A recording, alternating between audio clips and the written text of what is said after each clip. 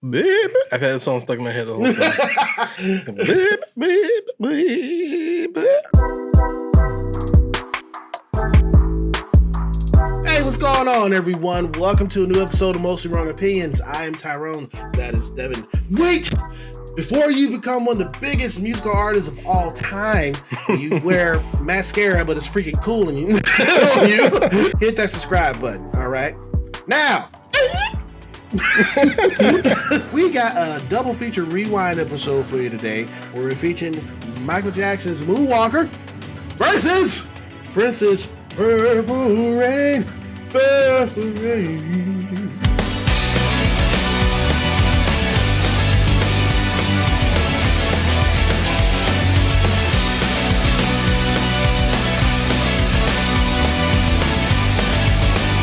Is this film starring Prince? This film is starring Morris Day in the time, baby. I'm telling you, man, he was so pimping in this film. From what I understand, he was more than pimping in this film. He was tweaking. He was tweaking too the whole time, and you can tell. It is no secret. He's got his coat, and he's like backing up. He's like what?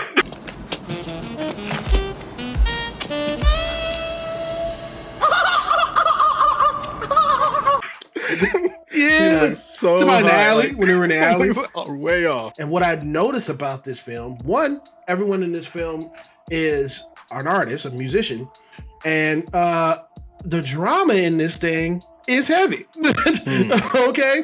And yeah, there's like an actual story going on here. There's more story in this than I think there was in like the last 3 Marvel movies. So damn. and this is an interesting comparison because we're also going to watch Michael Jackson's Moonwalker. Yes. And he's all about spectacle, which is way more modern. It almost, a lot of the weird stuff he does in that is almost unnotable because it's common, but we'll talk about that in a second. Yeah. So with this film, this is a like 22-year-old Prince, and he's playing a character where he is an up-and-coming artist, and within this town, I'm assuming Minnesota. It's Minneapolis. Yeah. And he is in this town. He has the band, the Revolution, mm-hmm. And they're in this club, and playing in this club is where all the hot gigs come from, and then you get noticed from this club. But notably, people go to this club to make it big. Yeah. Except for Prince, he does not seem to care. He just seems to like playing his music and drawing the crowd. He doesn't seem to really be all that interested in making it big. Because there's a scene where Apollonia's like, "Don't you want to make it big?" And he's like, yeah. First Avenue is really famous. A lot of bands make it after playing there. It must be real exciting. Is that what turns you on? But I'm a musician myself. I'm in a band, and I've been playing drums for a long time because of this guy, or that guy. Started me off playing drums, and the feeling of being taught him everything he knows. I taught him everything he knows. Oh yeah, show me. Exactly. Start dancing.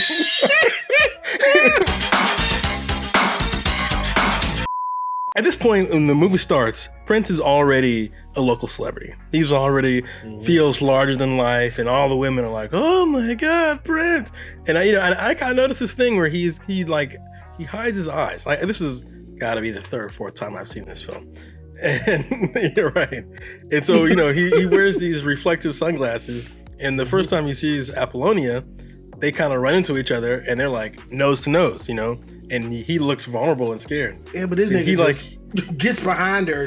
Yeah, exactly. He tucks behind her. Exactly right. He tucks behind her, and while he's behind her, he puts on his glasses, and so he becomes like his on stage persona. This movie isn't perfect, but I think what really pulls this movie through. There are some strong themes about doing things for passion and doing things for money. Because Morris Day, he's trying to make it big, right? He's trying to make the next big thing. He's got all these girl groups he's trying to try out. He's making music himself. Prince is more interested in the art, in the music. It's what seemed so at first, But then he starts to have some, like a rift between him and his band. Yeah. His band has music too. And they're like, yeah, let's play this. And Prince is like, no. Because it's not his, you know. So I think I would assume that that's how he feels in real life. That's how he felt in real life. Apparently it was. Yeah, he was turning down those chicks' song, which is Purple Rain itself, but of course he wrote it. But in the movie, it's like they wrote it, right? But I think that kind of works because this is Purple Rain is the first album where he formally introduced the revolution. Yeah. And so they actually had help. He actually had help making the album, unlike his other stuff where he plays every instrument, sings every song. You know, he does it all. So this is the first one he's actually had some like the band. Yeah, exactly, like that, like a band. Yeah, exactly. So a lot of this on stage stuff isn't necessarily just for the music. It's also for him. That one song where he was talking about her and he was like, Nikki. Oh, yeah. I was like, yo, you dogging her out for everybody. Right. And he's like, humps the speaker. and everybody's like, He's like, somebody got some Lysol. And then he runs off. He's like, runs off. That's perfect. And then the bouncer was like, yeah, no one understands your music. What the fuck wrong with you, kid? But see, I think that's a big difference between Michael Jackson and Prince, where Prince doesn't seem to give a shit whether you understand his music or not. Like, he doesn't care. Yeah. This is just his thing. If you want to come join him and hump the stage with him, go right ahead. Michael, on the other hand, I feel like Michael's trying to like make popular music. You know what I mean? Like he's trying to make music that you will like. He's trying to impress you. He's doing the little lean thing. He's shooting Tommy guns. He's trying to really like get your attention. Prince doesn't really give a fuck. He's like, whatever, I don't care. This is my art. Suck it if you don't know. And even his own band members were like, dog, what? And with this being a film, and like I said at the beginning of this is pretty good for artists or musicians doing or acting in a film. Okay, it's pretty good. It's not that bad. Yeah, no one's gonna win an Oscar. Although ironically, this movie actually did win an Oscar, but no one, yeah, for the soundtrack. And the winner of a brand new '84 Oscar is. The winner is Prince for Purple Rain. But no one's gonna win an Oscar for their acting or anything like that. But yeah, you can kind of excuse. I feel like I could excuse a lot of it away, mostly because you're just kind of waiting for the next Prince song to hit, which is just they're all amazing. You know? That's what you're waiting for. That's probably one of the issues with it was the pacing. The pacing is like I think the pacing's pretty bad. You know, to be honest. We gotta talk about that's what I'm saying. The movie starts off really, really well, and then like halfway through, boy, that middle part sags hard. And that pad, boy, you can feel that pad. There's a part in this film where Apollonia, she's infatuated by him. And they get on this bike ride and they get to this lake. She asks him like, what can I do to be around you or be in your crew and be part of your band? Be part of your band. Because she can also sing and dance. Yeah, she can. And he says, first of all, you got to purify yourselves in the lake of Minnetonka. The waters of Lake Minnetonka. Well, for starters, you have to purify yourself in the waters of Lake Minnetonka. What? She actually jumped in that lake. And I was like, what? So from what I understand, they did a version of that where she jumped into the actual lake in Minnesota, and Apollonia got hypothermia because it was freezing, and so they're like, yeah, we probably shouldn't kill her. So they filmed that part in LA. In a much warmer waters. Why don't you purify yourself in the waters of Lake Minnetonka? Good. Prince, he's riding the motorcycle and he's got this like leather fit going on, and then she gets off and she got like a very similar leather outfit on. I'm like, y'all can trade clothes, and I don't think anybody would even know. Like, it would still look cool on Prince somehow. Exactly. But getting to the drama part of this film, his father was played by Clarence Williams III, I think. Mm-hmm. I always remember that brother from Tales in the Hood. True. Okay. And his father's played by him, and he's abusive. He's abusive to his mom. He's abusive to him. but he's a broken artist. I feel like a big theme of the film is Prince is afraid of becoming his father. Yes. And for whatever reason, his father does not want to see himself in his son.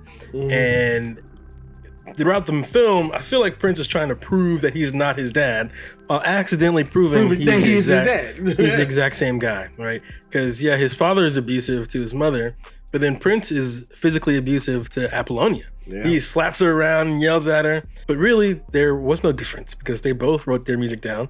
They both played music. So they were the same person. And I feel like this makes the movie really interesting. And it really pulls a lot of themes together. And of course, it makes a lot of the lyrics and When Doves Cry really pop, you know, and he's like riding that motorcycle. Dig if you will. But see, the movie though is, if I can be honest, the movie's sloppy, and it's sloppy enough to make me think, did they do this on purpose? Because if they were to really carry that theme all the way through, I feel like once Prince realized he was his father, him and Apollonia shouldn't have been together, right? Yeah, because the movie tells you, like, yeah, Prince is just like his dad, and then he's with Apollonia, and you're like, so does this mean Prince is gonna beat the snot out of Apollonia for the rest of their lives? And I'm confident the movie did not mean to say that. So I'm like, how much of these themes were like purposeful? How much of them weren't? I don't know. I don't think the movie was particularly concerned about that. And the fact that you can even pick apart these kind of things, like themes and stuff like that, in a movie about Prince, where Prince is playing his own music, I feel like that's actually a big compliment. That you could talk about this film like you would talk about, you know, any other prestigious film. Like I think that's a big deal. Really can. Yeah. Again, the themes aren't perfect. They don't nail it. You know what I mean? But that's kind of okay. It's kind of what I was saying before in our last double feature, where The Man from Nowhere, the themes weren't perfect. It was a little rough around the edges, but some of that stuff just gives it a texture or a feeling, and you're just kind of like, it's okay. I can tell the movie's not all that interested in that. The movie really just wants you to see Prince's dope outfits and listen to his awesome music and show how the kid loses himself, becomes like almost a completely different person, another persona on stage, where in real life he's a wreck. He's not envious at all. This is not someone you'd ever want to be or even really be around. But on stage, he's magnetic. You know, he turns into something else. He turns into like some kind of demigod.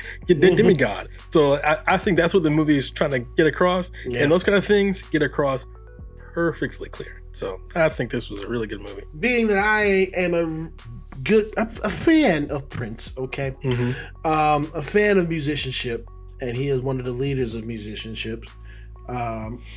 I am a fan of Morris Day in the time, bro. I mean, he played his part. Morris Day played his part as a slime ball. Right. Okay. Because it's easier to do that when you're high.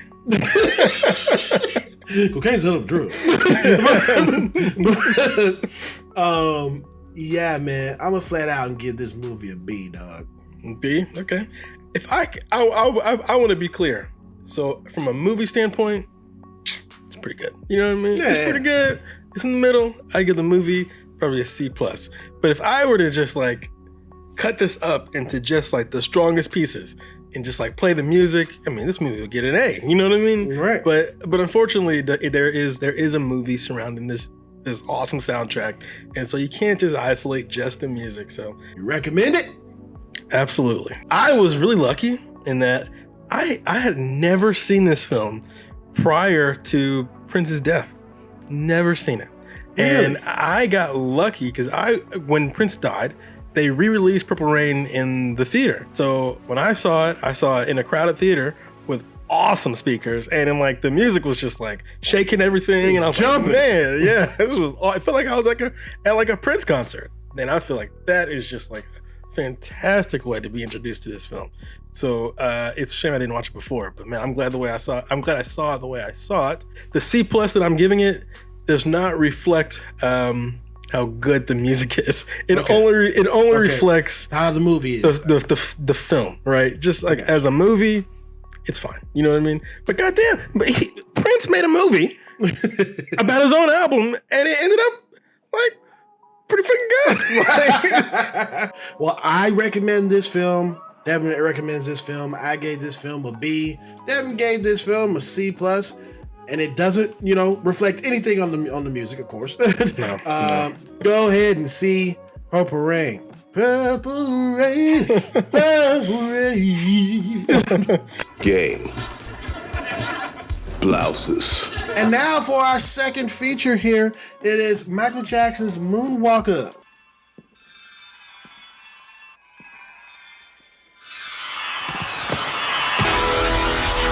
You guys probably don't know this. I am from Gary, Indiana. Born in Gary, Indiana. I thought you were going to keep that a secret. I didn't think I'm you were not going gonna to keep tell it people secret. that. I am from where Michael Jackson is from. My grandmother, God rest her soul, she lived 3 blocks down from the Jackson's house. That's awesome. When I say 3 blocks, it's like here's a road, here's a road, here's a road. There's the Jacksons. Okay, and right behind the Jackson's house was Roosevelt High School, where they all attended before they got all big and famous. And it's all closed down, of course. A lot of things in Gary is closed down, but yeah, that's where it all started for Michael Jackson. And in this film, it takes you down, memory lane from where they started The film. Yeah, exactly. He goes down, memory lane from the Jacksons to where they are now, where he is now. Well, not now, but then in 1988. I love Michael Jackson. I have always loved Michael Jackson. And looking back at it now through adult eyes instead of like kid eyes, I can see where we caught Michael Jackson in time. And this is an interesting time for Michael Jackson.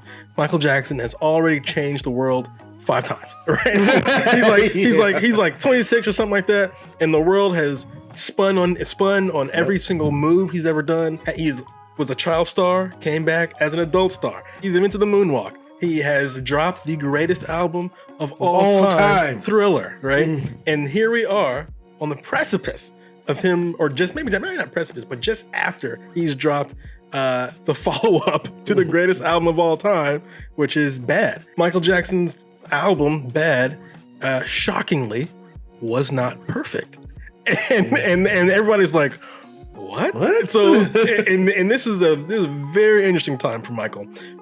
He looks different now. His skin is much paler, his hair is much thinner, and this movie is interesting because it's a little bit of an interesting glimpse at Michael as a man. Unlike Prince grew up like a human. You know what I mean? He had a childhood. He had an opportunity to try things and fail. Yeah, he had himself. People. Right. He had people look at him and say, I don't know about this shit. Maybe you should try something else. And he had an opportunity to be like, no, I'm gonna stick to my guns. Michael Jackson had none of this, right? Michael Jackson fell out the womb a star. You know what I'm saying? He was 5-6 years old, already the biggest thing on earth. And which I think made Michael really freaking odd. And a lot of that odd stuff shows up in Moonwalker in spades. Because Moonwalker, while there is a story, it's more like an experimental film or something like that. And the movie shows Michael being pursued. Every single music video, someone's chasing him, someone's running after him. He looks like he's like afraid, right? And I think that fame wave has finally caught up to him and drew blood. And he's got songs in here featured early on, like the titles like "Leave Me Alone," you know.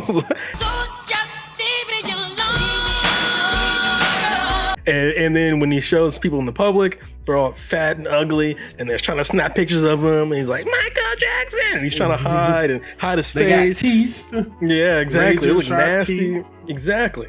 They look like monsters. That's exactly right. And so what's interesting is like, so is this how Michael sees us? you know? I mean, when I was a kid, I was like, oh man, get away from those bad guys. But as an adult, I'm like, I think that's supposed to be me. You know what I'm saying?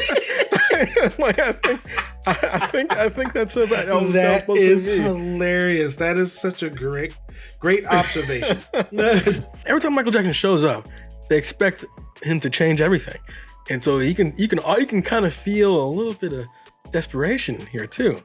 because later in the film he does Smooth Criminal, and of course he famously does that lean, where he's trying to invent a new dance. And he's got that like deep lean, and Michael Jackson invented a whole shoe to make that lean possible. That locks into the floor. Like Michael Jackson is trying so hard to please you, and he's not sure if he's doing it.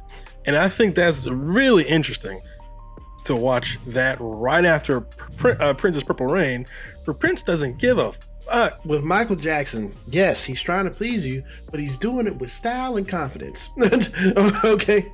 He's doing it like Michael Jackson does. And as someone who's been watching Michael Jackson for a long time, there's a lot less confidence here than I think so. Go back and watch Thriller, the Thriller music video, where he's like interacting with a human. You know what I'm saying? And he's like he is seducing her as they walk down the street. You were scared. Yeah, exactly. It's only a movie. That's right. None of that is here.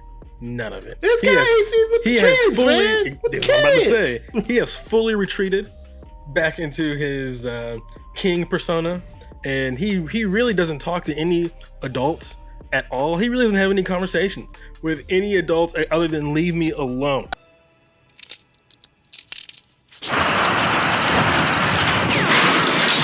Right? The only people he actually interacts with are like, his group of friends, which are these little kids, and the movie portrays himself as one of the kids, right? He's not like their father figure or something. He's like, I feel like we're not supposed to see that this is like a 30-something-year-old man.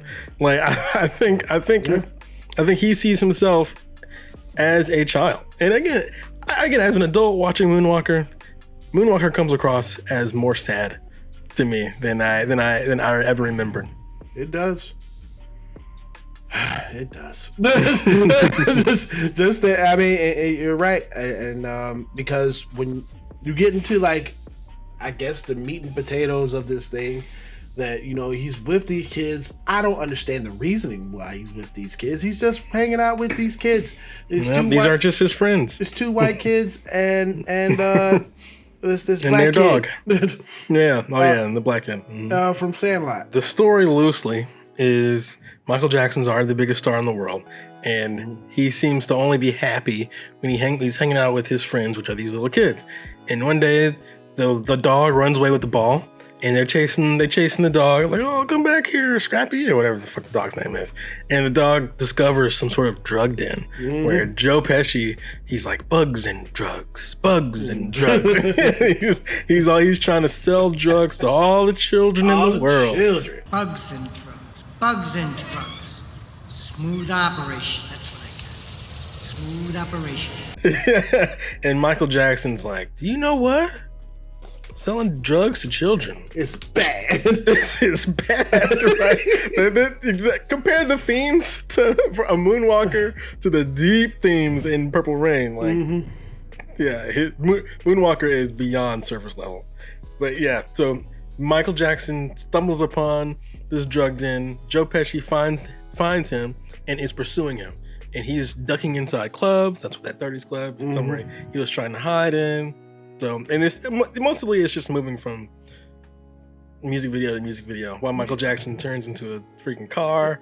And then he turns into a spaceship. Yeah, spaceship and a robot. And he brutally murders Joe Pesci in the film. Yes, he blows him up. And shooting rockets out of his shoulder. He had no chance to get out of that damn chair. It's like Michael turned, and this is Michael as a plane or a spaceship, turns to him, shoots a beam and then all you hear is Joe Pesci say, ah! But I gotta stress, the beam is Michael Jackson going, ah!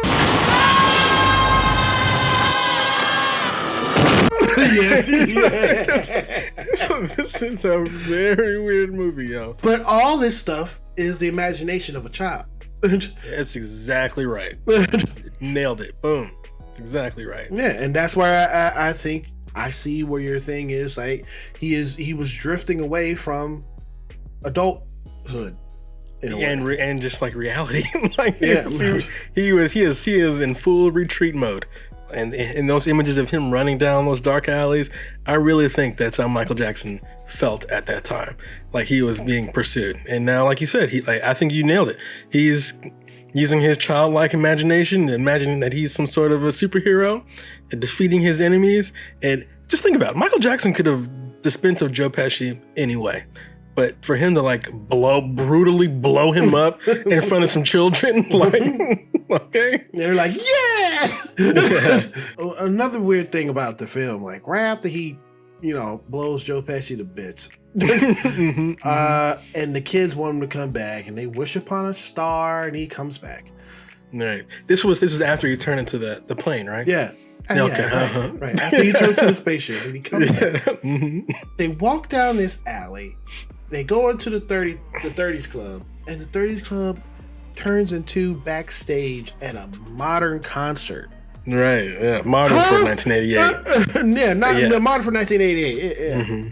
I'm like, huh? It's got a dream logic. You're not supposed to think too hard about it. Where Purple Rain almost invites you to like do a film analysis on it. Michael Jackson's Moonwalker. He's like, don't think about this shit. We only had like 2 sets. We just went back to the same door. Don't worry about it. But that scene with them going to the modern concert, as an adult now, seeing Michael walk down a dark alley or a dark hallway, and 2 kids are like, "What are we doing? Where are we going, Michael? I'm scared. I can't see." Oh, and you'll be okay. Yeah, he's like, "You'll be okay. Don't worry. There's no spiders."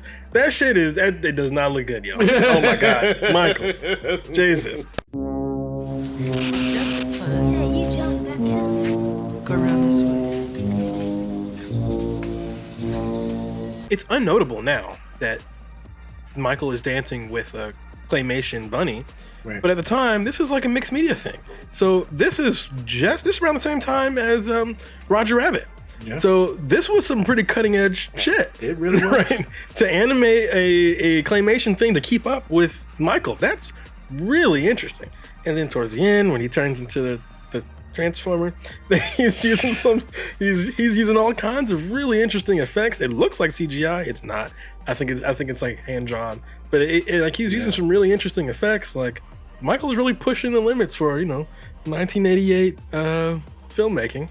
Too bad there's no like story or anything like that going on. We are now a little bit older than what Michael was when he made that. I enjoy it still now as I did then. And as an adult looking at Moonwalker, right, I gravitate so much more towards Purple Rain now as an adult. Yes, that's why I got the purple in the background. Complete betrayal of my love for Michael. I see. But I gravitate more towards the Purple Rain.